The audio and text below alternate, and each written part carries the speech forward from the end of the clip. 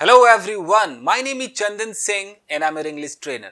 Well guys, इस video में मैं आपको सिखाने जा रहा हूं एक ऐसे स्ट्रक्चर के बारे में जो कि न्यूज़पेपर में काफी देखने को मिलता है। इसका नाम है सस्पेक्टेड टू हैव। क्या सिचुएशन है देखते हैं दोस्तों। गाइस, सस्पेक्टेड टू हैव तब आएगा, मैंने यहां पर लिखा है कि सब्जेक्ट पर शक है कि उसने किसी काम को किया है। अब किसी ने कुछ किया है ऐसा आपको लगता है, आपको शक है, पुलिस को शक है, ऐसा किसी को देखकर लगता है कि यार उसने किसी का कत्ल किया है या उसने चोरी की है। काम हो चुका है, काम कंप्लीटेड है, अब सामने वाले को हम देख रहे हैं और उसे देखकर हमें ऐसा लग रहा है, एक शक है, एक शक किया जा रहा है उस पर कि उसने ही इस काम को अंजाम दिया है। यह सिचुएशन है दोस्तों। तो इसका इस्तेमाल कैसे करेंगे देखते हैं। सबसे पहले सब्जेक्ट जिस पर आपको शक है उसका नाम लीजिए। इकलौता है तो इज लगाइए, एक से ज्यादा है तो आर लगाइए। खुद के बारे में कह सकते कि मुझ पर लोगों का शक है, तो मतलब मुझे सस्पेक्ट किया जाता है, तो आप खुद को एम लगाएंगे। उसके बाद आप लगाएंगे सस्पेक्टेड, फिर टू हैव, वर्ब की थर्ड फॉर्म। अब कैसे इसका इस्तेमाल करेंगे। एक सेंटेंस है कि उस पर शक है कि उसने एक लड़की को छेड़ा है, यानी कि ये उस पर, ये एक व्यक्ति है, इस पर ऐसा शक है, यानी कि शक किया जा रहा है। क्या शक है? कि उसने एक लड़की को छेड़ा है, उसने इस काम को कंप्लीट किया है। तो सिर्फ इसकी अंग्रेजी कि उस पर शक है आप ऐसे बोलेंगे, ही इज सस्पेक्टेड, यानी कि वो सस्पेक्टेड है, वो शक के दायरे में है। यहां तक हो गया। किस लिए शक के दायरे में है, क्या हुआ है। अब ये जो काम हो चुका है इसे दिखाने के लिए आपको परफेक्ट इंफिनिटिव का सहारा लेना होगा, और परफेक्ट इंफिनिटिव टू हैव के बाद वर्ब की थर्ड फॉर्म होता है। इंफिनिटिव आपको पता है ना, इंफिनिटिव टू के बाद वर्ब की फर्स्ट फॉर्म इंफिनिटिव है। तो उसी तरीके से जो परफेक्ट इंफिनिटिव है वो टू के साथ हैव लगा होता है और वर्ब की थर्ड फॉर्म होती है। इसे बोलते हैं परफेक्ट इंफिनिटिव। तो अब आपको यहां पर टू हैव लगाना होगा। He is suspected to have, have के बाद वर्ब की थर्ड फॉर्म क्या है? छेड़ा है। छेड़ने को मोलेस्ट कहते हैं, तो मोलेस्ट का हो जाएगा molested. To have molested a girl. तो ये आपका आराम से शॉर्ट में दो टुकड़े एक सेंटेंस में हो गया कि he is suspected to have molested a girl। अगर इसे हम, जिसको परफेक्ट इंफिनिटिव नहीं पता है वो तो लंबा इसे बनाएगा, वो बोलेगा कि he is suspected that he has molested, ऐसे करके कुछ वो बनाएगा।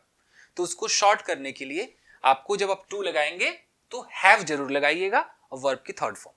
ओके, आगे देखते हैं। तुम पर, एक सेंटेंस है कि तुम पर शक है कि तुमने रूल तोड़ा है, रूल को वायलेट किया है, तुम पर ऐसा शक है, यानी कि तुम शक के घेरे में हो। कैसे बोलेंगे? You are suspected. अब इस की का कोई दैट वेट नहीं लगाना है, आपको परफेक्ट इंफिनिटिव लगाइए, टू लगाइए और हैव लगाइए। You are suspected to have. To have के बाद वायलेट किया है आपने, तो उसका third form violated the rules. कुछ रूल्स होंगे इसलिए द लगा रहा हूं, the rules. You are suspected to have violated the rules. तुम पर शक है कि तुमने रूल को तोड़ा है, उल्लंघन किया है उसका। और देखते हैं, उस पर शक है कि उसने अपने पति को भड़काया है, तो उस पर ऐसा शक है। तो ये जो है उस पर शक है, इसको पहले बनाएंगे she is suspected. She is suspected, की का कोई दैट नहीं, सीधा टू हैव लगाइए। भड़काने को प्रोवोक भी कहते हैं, इंस्टिगेट भी कहते हैं, तो प्रोवोक लिखिए। प्रोवोक का third form provoked. She is suspected to have provoked अपने पति को, हर हस्बैंड। आराम से सीखिए। क्लियर है? She is suspected to have provoked, यानी कि उसने प्रोवोक किया है हर हस्बैंड। एक और है, उस पर शक है कि उसने एक लड़के का खून किया है, उस पर शक है, ही या शी, तो ही इज सस्पेक्टेड,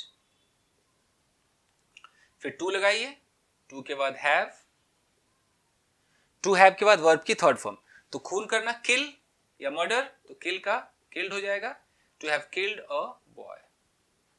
पूरा sentence, he is suspected to have killed a boy.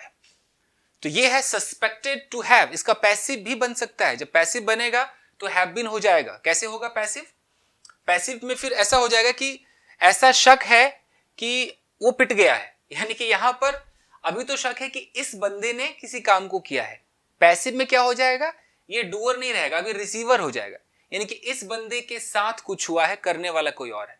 तो ऐसा शक है कि वह पीटा गया है, तो अगर ऐसा बोलना है तो कैसे बोलेंगे आप? ऐसा शक है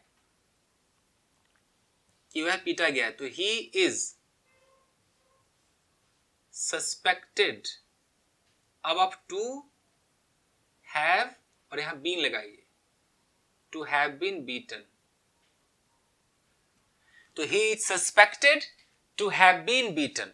अच्छा, बोलने में कितना अच्छा लगता है, टू हैव बीन, तो बहुत ही स्टैंडर्ड है। तो इस तरह के सेंटेंसेस जब आपको मिलेंगे तो जो नए लोग हैं, बिगनर्स हैं, जिन्हें नहीं पता ये सब ग्रामर का ये जो झोल है, वो कंफ्यूज होते हैं कि ये क्या चक्कर है, टू भी है, हैव भी लगा दिया, थर्ड फॉर्म क्या हो क्या रहा है, ऐसे समझते हैं गाइस।